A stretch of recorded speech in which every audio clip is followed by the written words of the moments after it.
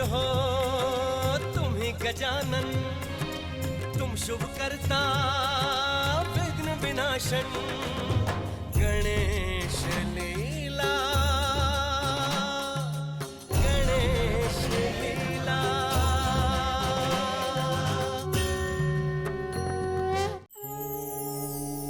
मैं सत्य हूं।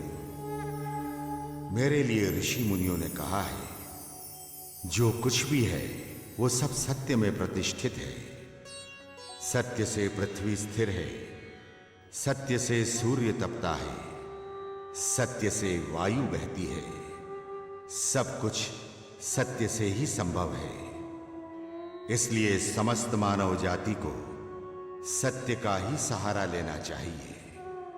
मैं सत्य हूं। क्षत्रियों पर विजय अभियान पूर्ण करके आए परशुराम को ब्रह्मा जी गुरु महिमा का महत्व बताकर उन्हें उनके गुरु शिवजी के पास भेजते हैं। कैलाश पर परशुराम की समस्त शिवगणों से भेंट होती है। शिव कक्ष के द्वार पर पहरा दे रहे गणेश व कार्तिकेय उन्हें अंदर प्रवेश नहीं करने देते। परशुराम उनका परिचय ज्ञात होने पर भी नहीं मानते और गणेश पर परशु से प्रहार करते हैं। गणेश जी परशुराम को धरा पर पटक देते हैं, किंतु क्रोधित परशुराम के एक वेगमयी परशु प्रहार से गणेश जी का एक दांत कट जाता है। कोलाहल सुनकर बाहर आए शिव पार्वती को सत्य का ज्ञान होता है।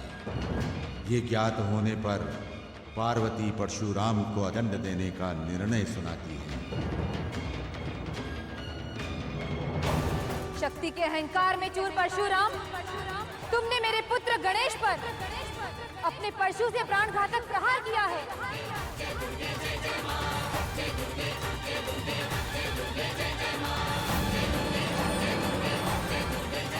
तुम्हारे इस दुष्कर्म के लिए मैं स्वयं तुम्हें दंड दूंगी।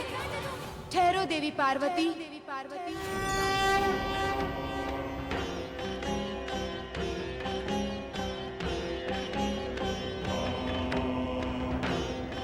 ये क्या कर रही हो? हे भगवान वामन, आपने अपने दर्शन देकर शिव परिवार सहित समस्त कैलाश वासियों को धन्य कर दिया है।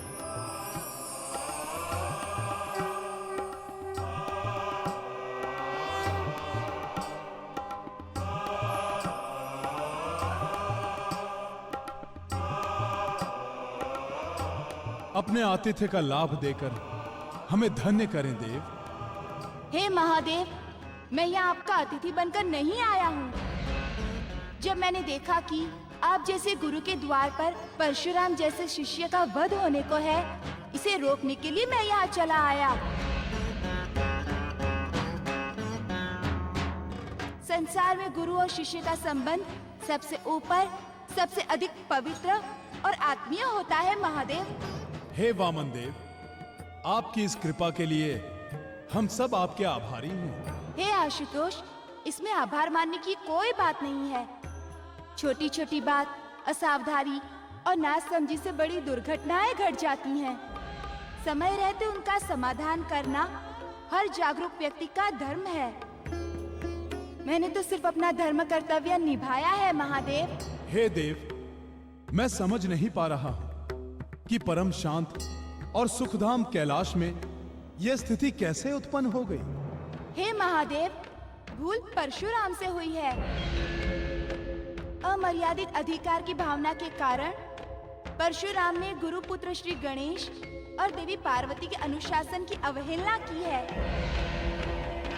इसी के परिमार्जन हेतु मैं यहाँ आया हूँ। देवी पार्वती, यद्यपि भूल परशुराम से हुई है, फिर भी भगवान शिव जी की अर्धांगिनी होने के कारण आपको भी मर्यादा में रहना आवश्यक था। पुत्र मोह के कारण आप अपने विराट व्यक्तित्व को भूल बैठी देवी।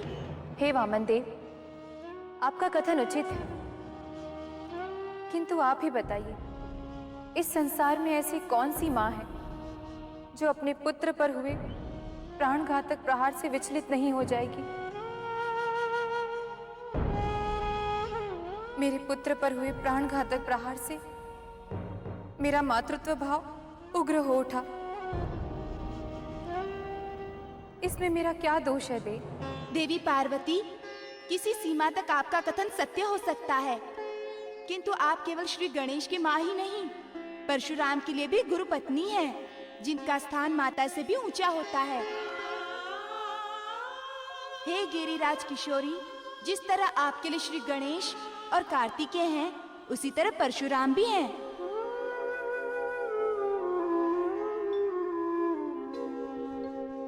देवी, पुत्र तो केवल वंश परंपरा को आधार देता है, किंतु सामर्थ्यवान शिष्य गुरु की ज्ञान, आत्मतेज और लोक कल्याण का प्रतिनिधि होता है। हे देव, आपका कथन मैं शिरोधार्य करती हूँ। परशुराम के परशु प्रहार से मेरे पुत्र गणेश का एक दांत टूट जाने से उसका अंग भंग हो गया। इसका क्या समाधान है? देवी पार्वती, हर बुरी घटना के पीछे कोई न कोई अच्छाई छिपी होती है। पाप पुण्य, शुभ अशुभ, लाभ हानि, सुख दुख, सर्दी गर्मी, ये सब इस द्वंदात्मक सृष्टि के लक्ष्य हैं। आपके पुत्र त्रिलोक में एक दंत के नाम से विख्यात होंगे। उनकी शरण लेने वाले के विघ्न इसी तरह से नष्ट हो जाएंगे, जैसे परशु प्रहार से श्री गणेश का एक दांत कट गया है। हे राम, तुमने क्रोधावेश में आकर शिवलोक की मर्यादा का उल्लंघन करते हुए श्री गणेश का दांत तोड़ा है। अतः शास्त्र के अनुसार तुम निश्चिंत ही अपराधी हो। तुम्हें ध्यान रखना चाहिए था, शिवधाम की प्रत्येक व्यवस्था शिवजी और देवी पार्वती द्वारा निर्धारित होती है। तुमने गुरुधाम के अनुशासन को तोड़ते हुए श्री गणेश पर प्रहार करके घोर अपराध किया है। हे वामन देव, निश्चित ही यह मुझसे अपराध हो गया है। वस्तुतः मनुष्य के कर्म ही उसके स्वभाव का निर्माण करते हैं। 21 बार दुष्ट दुराचारी प्रजा पीड़क क्षत्रियों का विनाश करने के कारण मेरे स्वभाव में सहज उग्रता और कठोरता ने घर कर लिया है। इस कारण यह मुझसे अपराध हो गया है वामन देव। परशुराम, अपराध की स्वीकृति ही उसके प्रायश्चित का आधा कार्य पूरा कर देती है। हे वामन देव, आपने मेरे अपराध का आधा भार हल्का कर दिया है। अब आप मुझे वो उपाय बताएं जिससे मैं अपने अपराध भार से पूर्णतः मुक्त हो जाऊं। राम, मुख्य रूप से तुम देवी पार्वती के अपराधी हो। यदि ये तुम्हें क्षमा कर दें, तो तुम अपराध से पूरी तरह से मुक्ति पा सकते हो।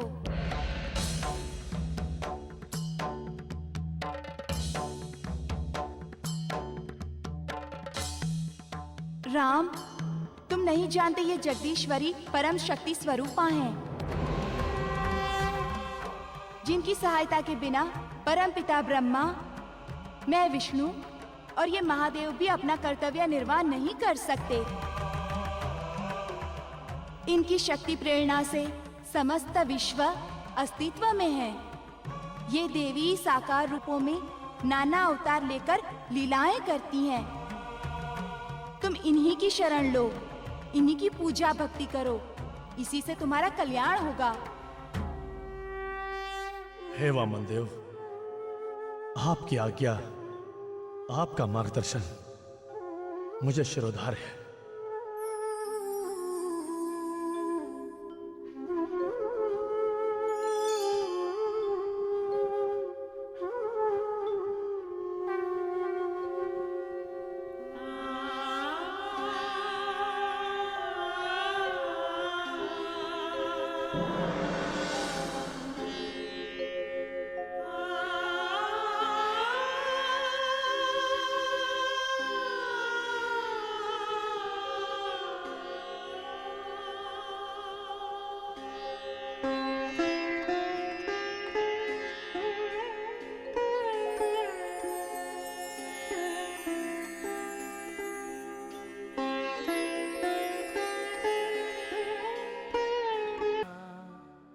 क्रोधावेश में उस पर परशु प्रहार कर दिया।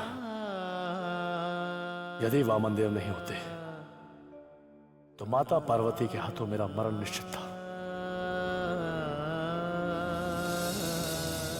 मैं समझ नहीं पा रहा हूं ये सब क्या हो गया और क्यों हो गया।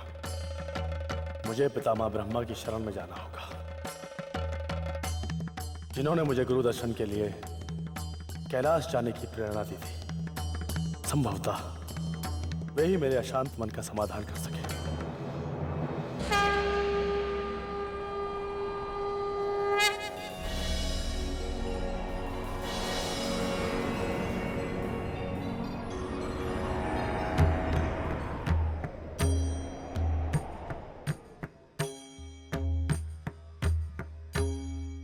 प्रणाम परमपिता। तुम्हारा कल्याण हो परशुराम। कैलाश में अपने गुरुदेव के दर्शन करके अतिशीघ्र लौट आए। तुम तो जब भी कैलाश में जाते थे वहीं रम जाते थे।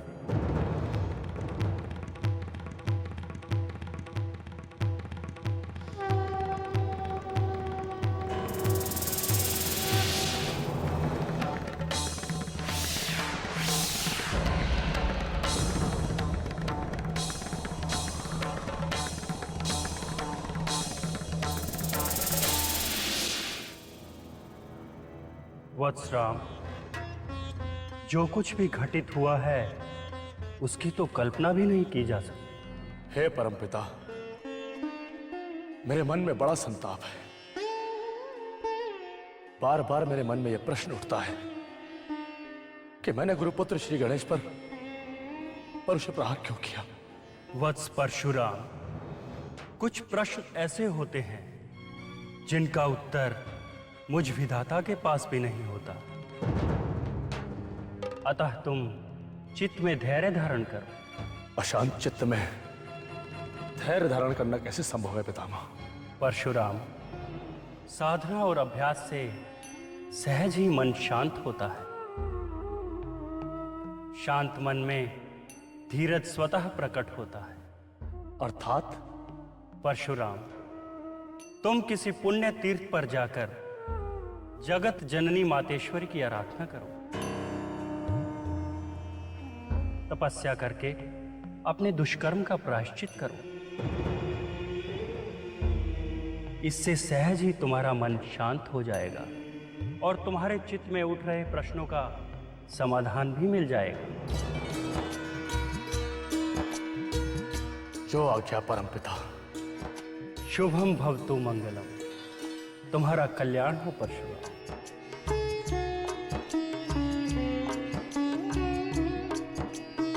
होने से उद्विग्न पार्वती को वामन देव श्री गणेश जी को सर्व पूज्य एक दंत नाम से विभूषित करके आश्वस्त करते हैं। तत्पश्चात परशुराम पार्वती को प्रसन्न करने हेतु उनका स्तुति गान प्रारंभ करते हैं।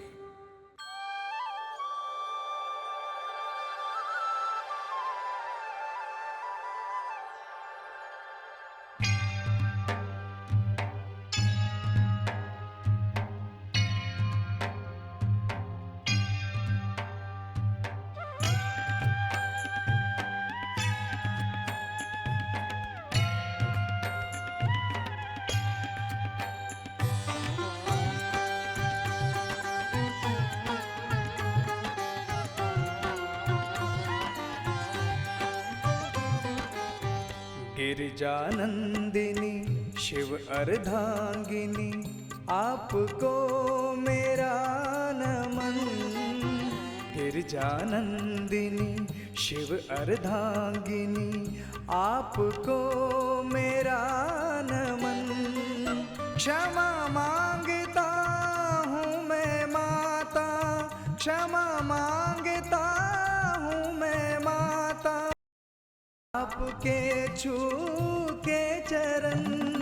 ओम दुर्गाय नमः नमः, ओम दुर्गाय नमः नमः, ओम दुर्गाय नमः नमः, ओम दुर्गाय नमः नमः।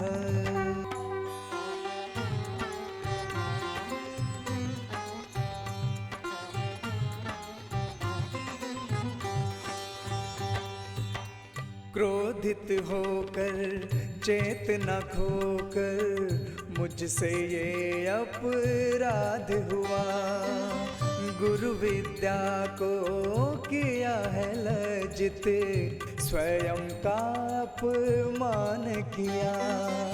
फिर न ऐसी भूल होगी, फिर न ऐसी भूल होगी, देता हूँ मैं ये वचन। ओम दुर्गाय नमः नमः, ओम दुर्गाय नमः नमः, ओम दुर्गाय नमः नमः, ओम दुर्गाय नमः नमः, ओम दुर्गाय नमः नमः, ओम दुर्गाय नमः नमः। गिरिजानंदिनी शिव अर्धांगिनी, आपको मेरा नमन। क्षमा मांगता हूँ मैं माता, क्षमा मांगता हूँ मैं माता, आपके छूके चरण। ओम दुर्गाय नमः नमः, ओम दुर्गाय नमः नमः, ओम दुर्गाय नमः नमः, ओम दुर्गाय नमः नमः। वत्स परशुराम, वत्स परशुराम, वत्स परशुराम, वत्स परशुराम।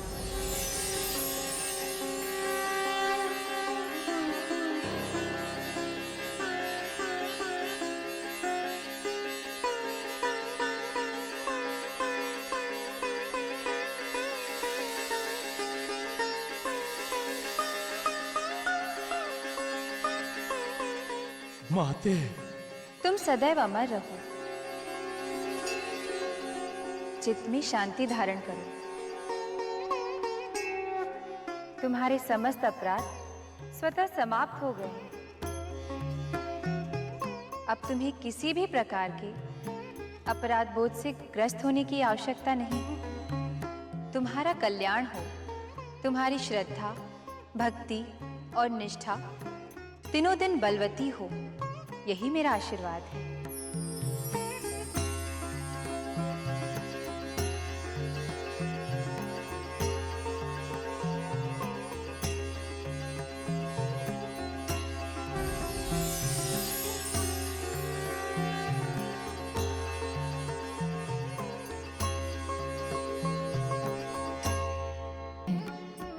पार्वती, ये तो होना ही था। हर बालक समय पाकर बड़ा होता है। उम्र का प्रभाव हर प्राणी के साथ जुड़ा हुआ है। स्वामी, हमारे दोनों पुत्र विवाह योग्य हो गए हैं। अब हमें उनके विवाह के बारे में विचार करना चाहिए।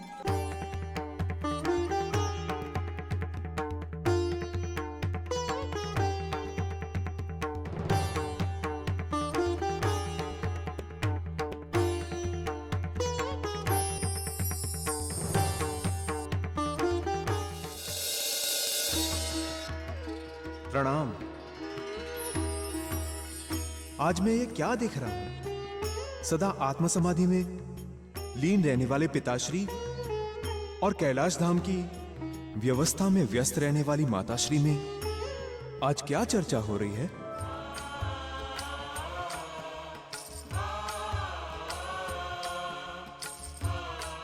पुत्र गणेश, हम वही चर्चा कर रहे हैं जो हर माता पिता अपनी संतान के युवा होने पर करते हैं।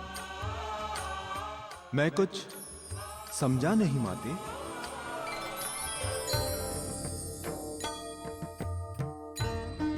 वत्स गणेश, तुम्हारी माताश्री तुम दोनों भाइयों के विवाह की चिंता कर रही हैं। वो शीघ्र ही तुम्हारा और कार्तिकेय का विवाह कर देना चाहती हैं। हे माताश्री, हे पिताश्री, आप मेरी ओर से चिंता मत करिए। अर्थात? माते, जिस कारण से मेरे माता पिता चिंता में पड़े हैं, मैं वो कारण ही समाप्त कर देता हूं।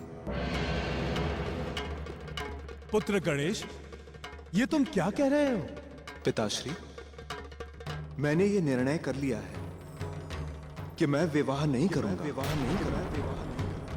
वैसे भी विवाह संसार बांधन की सबसे शक्तिशाली डोर है, जिससे बंधा हुआ मनुष्य आजीवन चैन की सांस नहीं ले सकता। पुत्र गणेश, तुम्हारा कथन भावुकता और अल्प ज्ञान पर आधारित है। तुम्हारे पिताश्री सहित ब्रह्मा जी और विष्णु जी तीनों जगत के आधार देव पत्नी सहित हैं। अर्थात नारी ही पुरुष की शक्ति होती है और शक्ति के बिना पुरुष अधूरा है। नारी के सहयोग से ही संसार यात्रा सरल और सहज हो पाती है। और फिर बिना विवाह के पितृ ऋण से मुक्त नहीं हुआ जा सकता। माते, आप कुछ भी कहें, मैंने दृढ़ निश्चय कर लिया है, मैं विवाह नहीं करूंगा।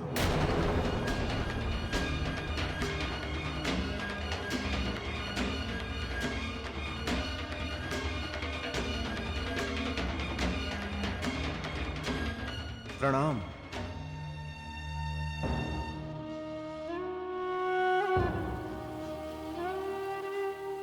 स्वामी, देखा आपने गणेश ने क्या कहा? मेरी तो समझ में नहीं आ रहा कि हमारे दोनों पुत्रों का घर कैसे बसेगा। प्रिय, धैर्य रखो, समय अपनी व्यवस्था स्वयं करता है। देख लेना, तुम्हारा पुत्र गणेश शीघ्र ही विवाह के लिए मान जाएगा।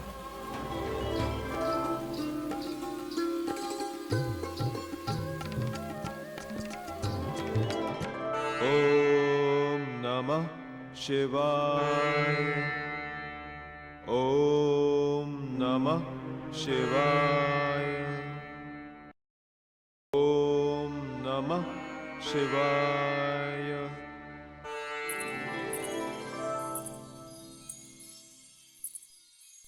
ओम नमः शिवाय।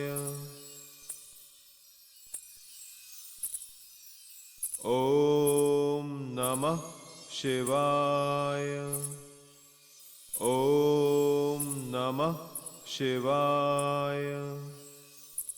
ओम नमः शिवाय।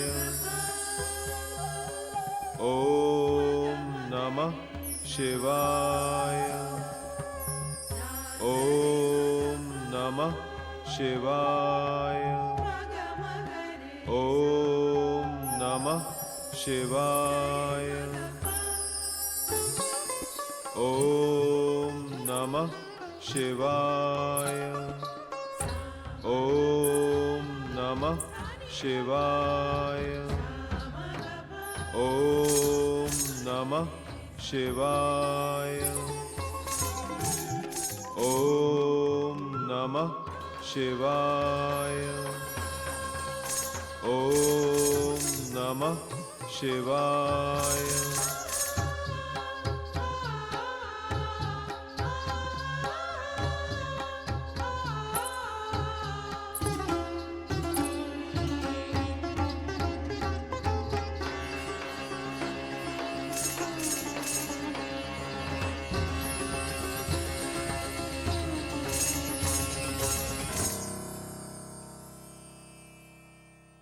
क्यों आई हो? मेरी ध्यान साधना में विघ्न उत्पन्न करके अच्छा नहीं किया तुमने। हे देव, मैं धर्मध्वज की पुत्री तुलसी हूँ। मेरी माता का नाम माधवी है। मैं अपने वर की खोज में यात्रा पर निकली थी। आपको देखकर लगा जैसे मेरी यात्रा का उद्देश्य पूर्ण हो गया है। अद्भुत तेज, सुदृढ़ शरीर, ध्यान में तल्लीनता और अद्वितीय सौंदर्य। ऐसा लगता है जैसे विधाता ने एक पूर्ण पुरुष घड़कर यहाँ बिठा दिया हो।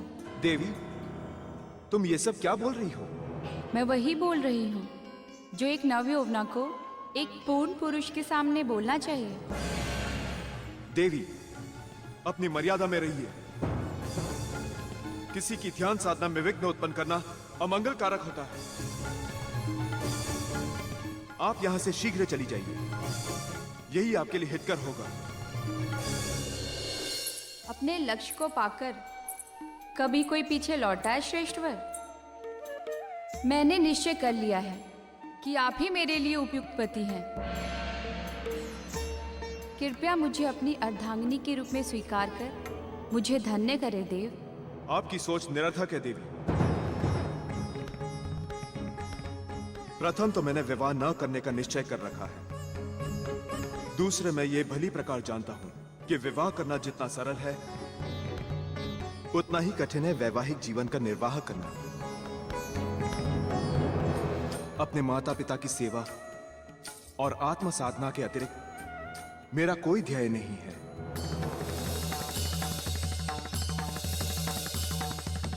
आप यहां से चली जाइए और अपने लिए कोई अन्य वर ढूंढे। कैसे पुरुष हो तुम? एक नव यौवना के प्रस्ताव को स्वीकार करने का सहज प्राकृतिक धर्म भी नहीं जानते हो। एक आतुर नारी की मनोकामना को ठुकराकर तुमने प्रकृति विरुद्ध और धर्म विरुद्ध कार्य किया है। बात अविवाहित रहने की नहीं है। तुम वैवाहिक जीवन के उत्तरदायित्व से डरकर विवाह ना करने का कायरतापूर्ण प्रलाप कर रहे हो। मेरी ये घोषणा है कि तुम्हें विवाह अवश्य करना पड़ेगा। और स्मरण रहे, मेरा यह वचन कभी मिथ्या नहीं होगा।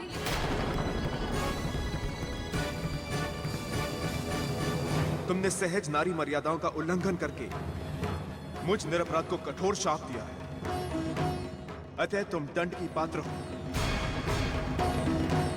मैं तुम्हें शाप देता हूं। तुम्हें जो भी पति प्राप्त होगा वो असुर होगा।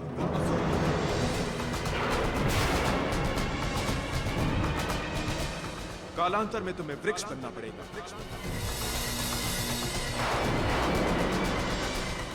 अर्थात तुम्हें वृक्ष की योनि प्राप्त होगी।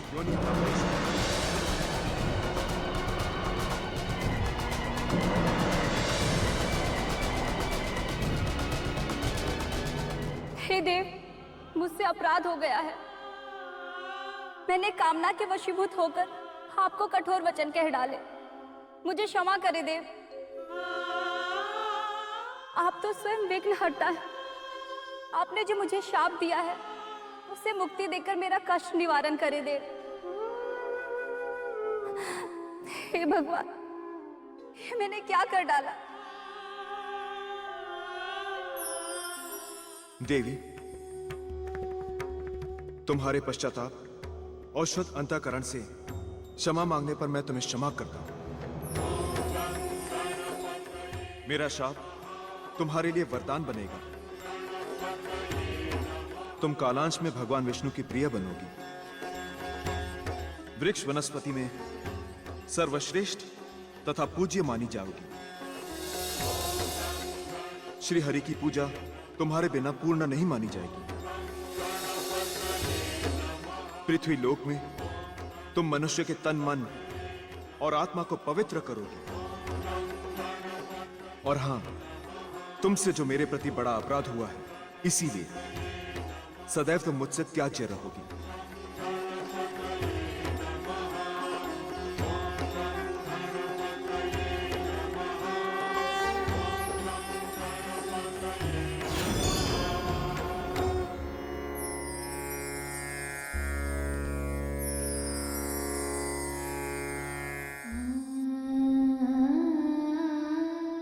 स्वामी, हमारा पुत्र गणेश एक क्षण के लिए भी हमसे अलग नहीं होता था,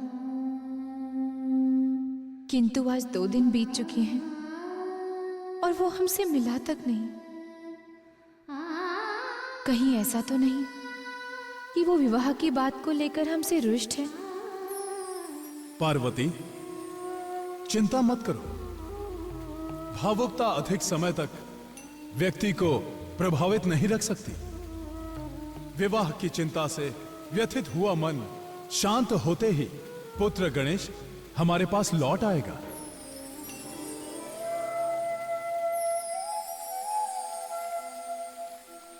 हे पिताश्री, हे माताश्री, ऐसी क्या बात हो गई है भ्राताश्री से? कुछ मुझे भी तो बताइए।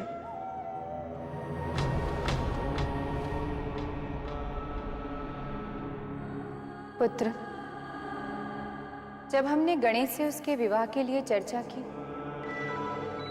तो उसने विवाह न करने का निर्णय सुनाकर हमें चिंतित कर दिया है। पार्वती के बहुत समझाने पर भी गणेश अपने निश्चय पर अटल रहा। संभवतः हमारे निर्णय को स्वीकार न करने से उसका मन खिन्न हुआ होगा और कुछ समय के लिए वो हमसे दूर चला गया। हे पिताश्री, हे माताश्री, आप चिंता ना करें। मैं शीघ्र ही भ्राताश्री को मनाकर आपके सम्मुख प्रस्तुत करूंगा। मुझे आशीर्वाद दीजिए। तुम्हारा कल्याण हो वत्स।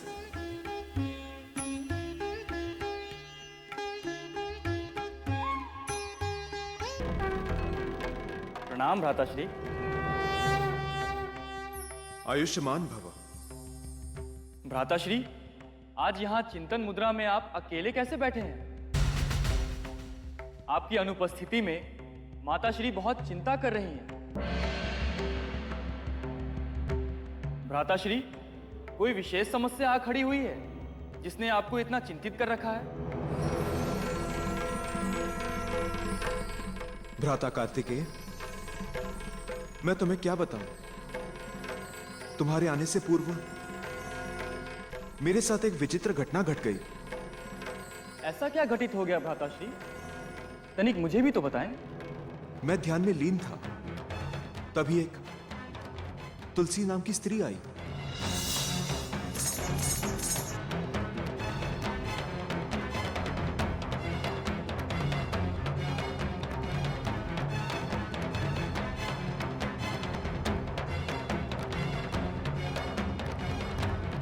मेरी ये घोषणा है कि तुम्हें विवाह अवश्य करना पड़ेगा और स्मरण रहे, मेरा यह वचन कभी मिथ्या नहीं होगा।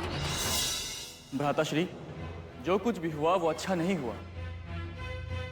स्त्री और पुरुष के बीच प्रकृति ने अज्ञात किंतु विशिष्ट आकर्षण संबंध बना रखा है।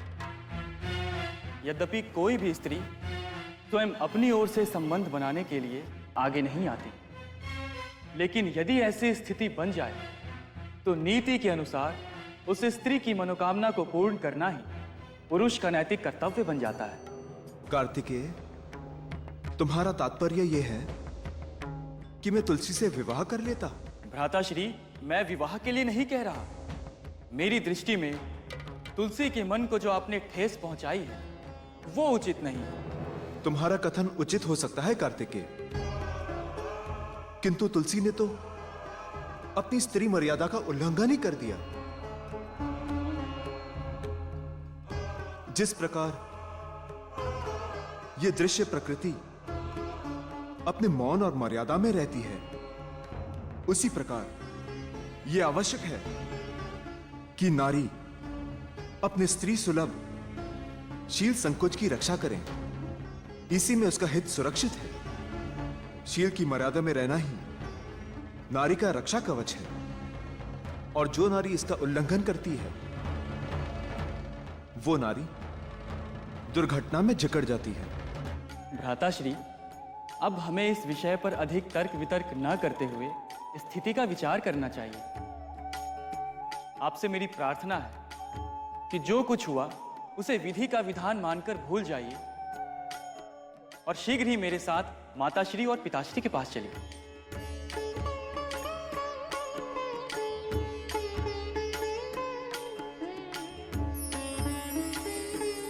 दोनों ही युवा हो गए। तुम्हारी माता तुम्हारे विवाह के लिए बड़ी व्याकुल है। कार्तिकेय, तुम्हारा क्या विचार है? पिताश्री, इसमें मेरे विचार की बात कहां से आ गई? आपको जैसा उचित लगे वैसा कीजिए। पुत्र गणेश, विवाह के बारे में तुम्हारा क्या निर्णय है?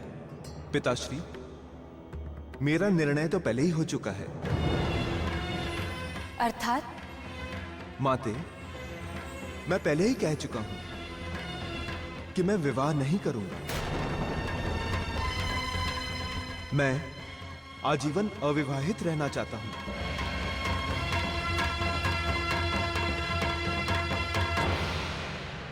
पुत्र, ऐसा कैसे हो सकता है? हर माता पिता अपनी संतान का घर बसा हुआ देखना चाहते हैं।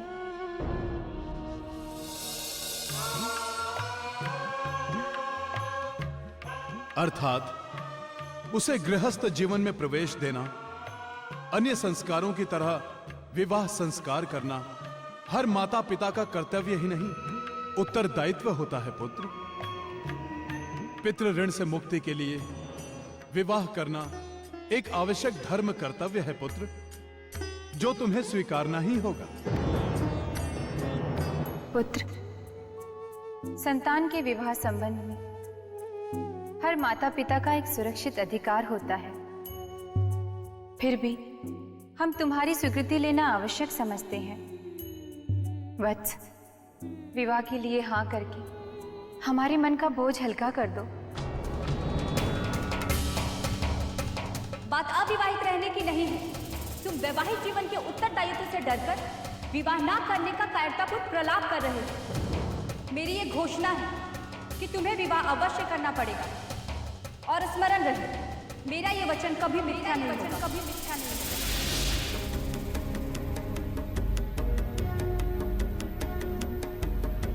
पुत्र, तुमने हमारे कथन का उत्तर नहीं दिया। पिताश्री, माताश्री, यद्यपि मेरा निर्णय अविवाहित रहने का है, किंतु आपकी भावना का अनादर मैं नहीं कर सकता। शास्त्रकारों का मत है कि माता पिता से बड़ा हितैषी संसार में और कोई नहीं है। आपके आदेश के समक्ष मेरा निर्णय कोई मूल्य नहीं रखता। जैसा आप उपयुक्त समझें वैसा करें। पुत्रों, तुम दोनों ने हमारी इच्छा का सम्मान करते हुए विवाह के लिए सहमति दी, इससे हम अति प्रसन्न हैं। हम दोनों शीघ्र ही तुम्हारे लिए सुंदर, सुशील और कुलीन वधुओं की खोज करेंगे।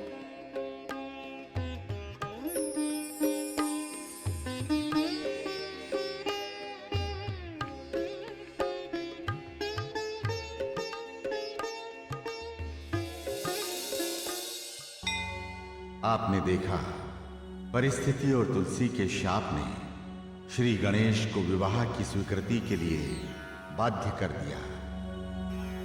संभवतः आप सोचते होंगे, देवाधिदेव महादेव, जगन्माता पार्वती और प्रथम पूज्य गणाध्यक्ष श्री गणेश सामान्य सांसारिकों की तरह व्यवहार क्यों करते हैं? जितना मैं समझ पाया हूं, उसके अनुसार महान व्यक्तियों के कर्म लीला कहलाते हैं, जो लोक शिक्षण के लिए होते हैं। अंततः मेरा निवेदन है कि किसी भी संशय में न पड़कर आप प्रसन्नता के साथ श्री गणेश लीला का आनंद लाभ लेते रहें। पार्वती, पुत्रों के विवाह की तुम्हारी ये योजना उत्तम है, किंतु क्या तुम्हारे ये पुत्र गृहस्थ धर्म का निर्वाह भली प्रकार कर पाएंगे? तुम जानती नहीं, संसार में रहकर गृहस्थ धर्म को निभाना सबसे कठिन होता है। स्वामी, आप भी ये कैसी बातें कर रहे हैं? मेरे दोनों पुत्र सदैव आपकी तरह ध्यान और समाधि में लीन नहीं रहेंगे। वे अपने गृहस्थ धर्म का पालन भली प्रकार करेंगे। आप चिंता ना करें। पार्वती, कहने में तो तुम्हारी बातें अच्छी लगती हैं, किंतु व्यवहारिक नियम के अनुसार बिना जांचे परखे किसी भी बात को कहना और उसे मान लेना दोनों ही उचित नहीं है। मैं समझी नहीं स्वामी। पार्वती, हमें अपने दोनों पुत्रों के विवाह से पहले उनकी क्षमता को जांच लेना चाहिए।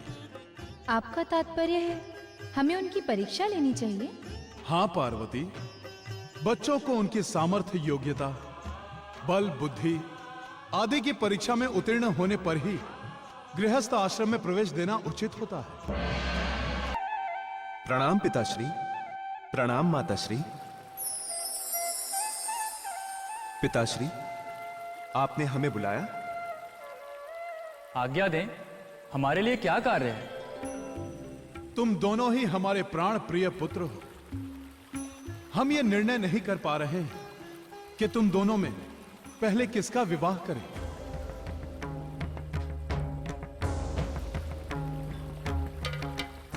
पिताश्री, इसमें सोच विचार की कोई आवश्यकता नहीं। आप जिसका चाहें पहले उसका विवाह कर लें। नहीं पुत्र, ये न्याय संगत नहीं होगा। विवाह के लिए तुम दोनों भाइयों में कौन प्रथम और कौन द्वितीय रहे, यह विभाजन करना हमारे लिए संभव नहीं है। तो आप ही निर्णय करें। इस विषय में हम दोनों भाई क्या कर सकते हैं? पुत्रों, हमारा यह विचार है कि यह निर्णय तुम दोनों भाइयों की योग्यता और क्षमता को ध्यान में रखकर लिया जाए तो उचित होगा। वो कैसे पिताश्री? पुत्रों, तुम दोनों के लिए हम एक प्रतियोगिता रखते हैं। जो उसमें विजयी होगा उसका विवाह पहले कर दिया जाएगा। पिताश्री, हम दोनों भाइयों के बीच आप कौन सी प्रतियोगिता रखेंगे? पुत्रों, तुम दोनों को पृथ्वी की परिक्रमा पूर्ण करनी होगी। जो अपनी परिक्रमा पहले पूर्ण करेगा उसका विवाह पहले कर दिया जाएगा।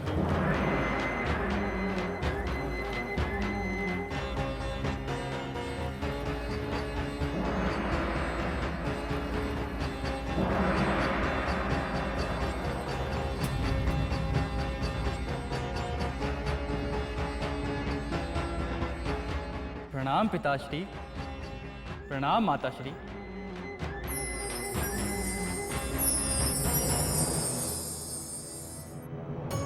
पिताश्री ने तो बड़ी टेढ़ी प्रतियोगिता रख दी। अपने स्थूल का शरीर से पृथ्वी की परिक्रमा तो दूर, मैं एक योजन की यात्रा भी पूरी नहीं कर पाऊंगा। अब मैं क्या करूं?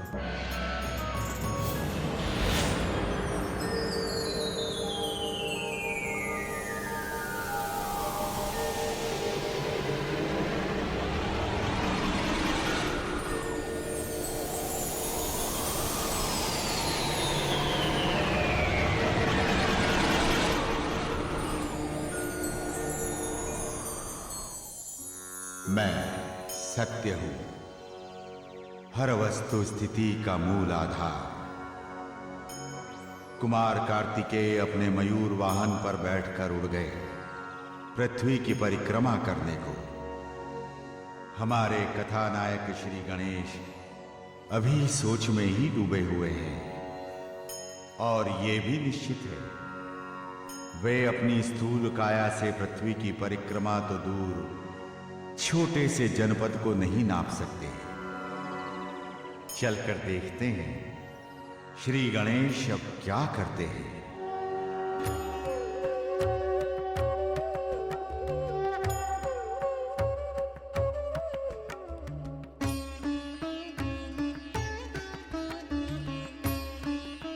हे पिताश्री, हे माताश्री, दर्शन दीजिए। प्रणाम पिताश्री, प्रणाम माताश्री। शुभम भवतु मंगलम। पुत्र, तुम्हारा मंगल हो। पुत्र, तुमने हमारा स्मरण किया। प्रतियोगिता के अनुसार तुम्हें तो पृथ्वी परिक्रमा के लिए गतिशील होना चाहिए था पुत्र। सोचा पहले आप दोनों की पूजा वंदना कर लूं। पृथ्वी की परिक्रमा तो बाद में भी हो जाएगी। ये तुम क्या कह रहे हो पुत्र? पिताश्री, पहले आप दोनों आसन तो ग्रहण कीजिए।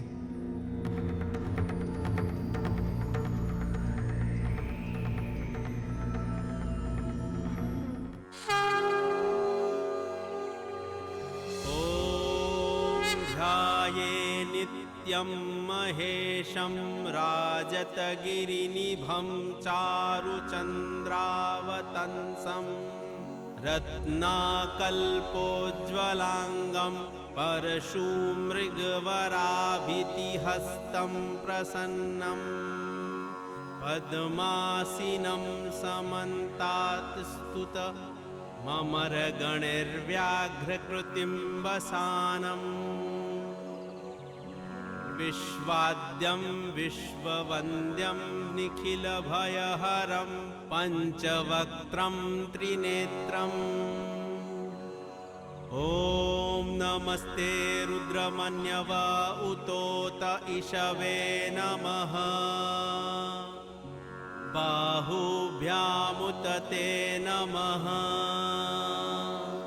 त्रिपुरानाकरं देवं चूडाचन्द्रमहाद्युतिं गजचर्मपरिधानं शिवमावाहयाम्यहम्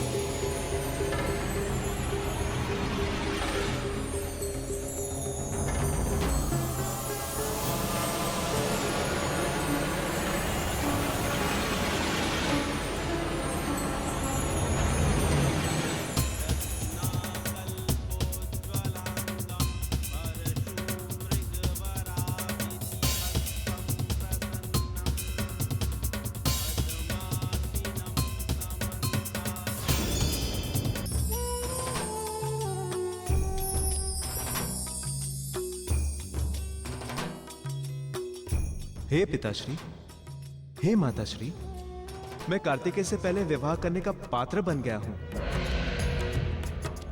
मेरा परिणय शीघ्र ही कर दीजिए। गणेश, ये तुम क्या कह रहे हो? तुम्हारा भाई कार्तिकेय पृथ्वी परिक्रमा में लगा हुआ है और तुम यहां अपने विवाह की पहले बात कर रहे हो? हाँ पुत्र, तुम्हारे पिताश्री ठीक कह रहे हैं। तुम्हें शीघ्र ही पृथ्वी परिक्रमा के लिए प्रस्थान करना चाहिए। हे मातेश्री, मैंने संपूर्ण भूमंडल की परिक्रमा एक बार नहीं 7 बार कर ली है।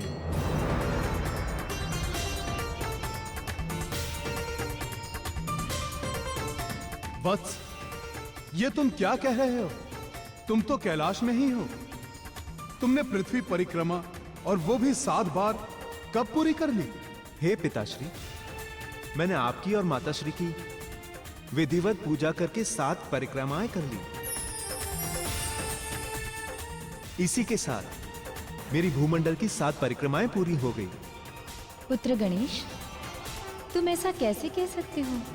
माते, शास्त्र आज्ञा है कि जो पुत्र विधिवत अपने माता पिता की पूजा करके उनकी प्रदक्षिणा कर ले, उसे भूमंडल की प्रदक्षिणा करने का पुण्य प्राप्त हो जाता है।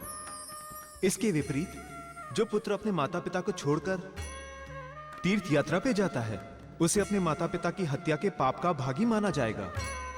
ऐसा शास्त्र वचन है। पुत्र के लिए तो अपने माता पिता के चरण ही पावन तीर्थ है। उनके चरणों में रहना ही नित्य तीर्थ सेवन के बराबर है। मैंने जो कुछ भी निवेदन किया है वो वेद शास्त्र की मर्यादा के अनुसार है। यदि इसमें से कोई बात आपको असत्य लगी हो तो आप इसका निराकरण कीजिए। मैंने जो कुछ भी कहा और किया है, यदि वो शास्त्र परंपरा के अनुसार सत्य है, तो आप दोनों मुझे अपना पावन आशीर्वाद देकर मुझ पर कृपा करें।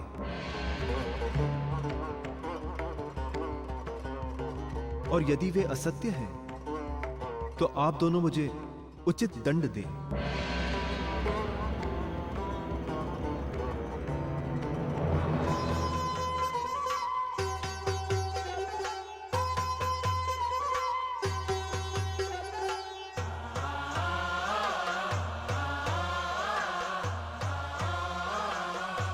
वत्स गणेश, तुमने अपनी शुद्ध भावना और निर्मल बुद्धि से जो शास्त्र सम्मत बातें कही हैं, उन्हें नकारना किसी के लिए भी संभव नहीं है।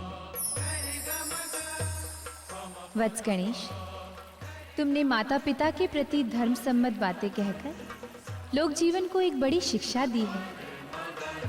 युगों युगों तक तुम्हारा यह चरित्र संतानों के लिए एक प्रेरणा बनकर उनका मार्गदर्शन करेगा। पुत्र गणेश, हम तुम्हारी भक्ति भावना और ज्ञान निष्ठा से अत्यंत प्रसन्न हैं। कार्तिकेय और तुम्हारी प्रतियोगिता में हम तुम्हें विजयी घोषित करते हैं।